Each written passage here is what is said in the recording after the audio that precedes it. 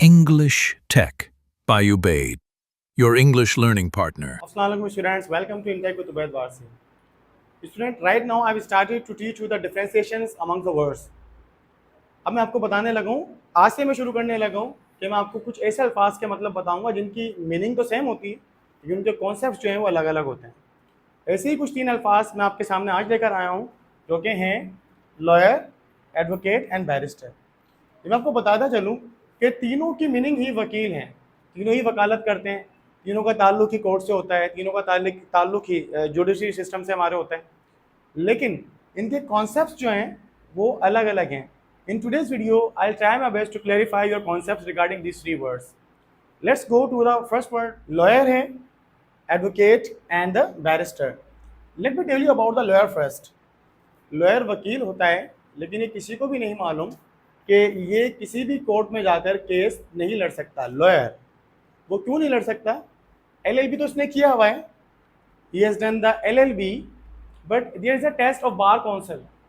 यानी आप ये कह लें कि थ्योरी तो कर ली, उसका प्रैक्टिकल नहीं किया। तो लॉयर सिर्फ LLB किया होता है, डिग्री याफ्ता होता है, डिग्री होती है, इसने टेस्ट बार काउंसिल का नहीं दिया हुआ होता, तो इसीलिए ये लॉयर कहलाता है। And he is not able to fight any case going in a court. He can not be present at any court. किसी भी कोर्ट में जाकर ये प्रेजेंट नहीं हो सकता।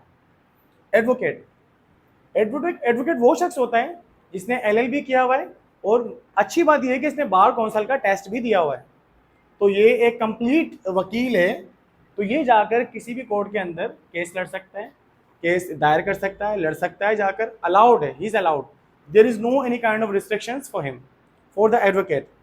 और पहले ये LLB करता है, LLB करने के बाद खुद को प्रिपेयर करता है टेस्ट के लिए बार काउंसिल के, वो टेस्ट वहाँ जाकर दे देता है।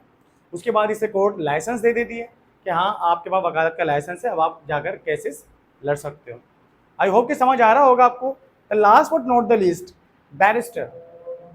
स्टूडेंट ये भी LLB किया हुआ होता है, लेकिन फ़र्क सिर्फ इतना होता है कि जो पाकिस्तान से हमारे मुल्क से LLB कर रहा है, अपने ही मुल्क से LLB कर रहा है, इज कॉल्ड अ लॉयर। लेकिन फ़र्क सिर्फ इसमें सिर्फ इतना है बैरिस्टर में कि बैरिस्टर जो होता है वो बाहर से किसी मुल्क से LLB करता है, तो वो बैरिस्टर कहलाता है। आई होप कि these 3 differences you have understood very well.